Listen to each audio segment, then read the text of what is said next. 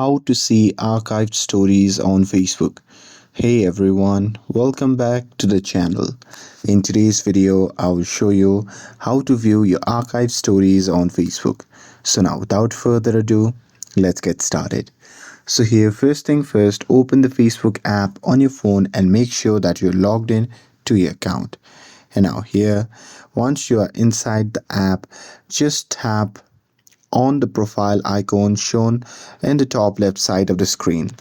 And now here, once you are inside the profile section, what you can do is just tap on the three dot icon shown in the top right side of the screen. And now here, once you are inside the profile settings page, what you can do is simply scroll down, and there you can just tap on archive.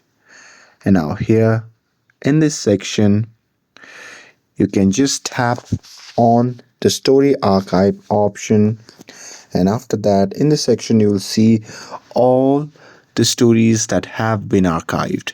And that's it. That's how you can see archive stories on Facebook. With this, if you found this video helpful, then don't forget to like, share and subscribe to get updated for more videos. Thanks for watching, and I'll see you in the next video.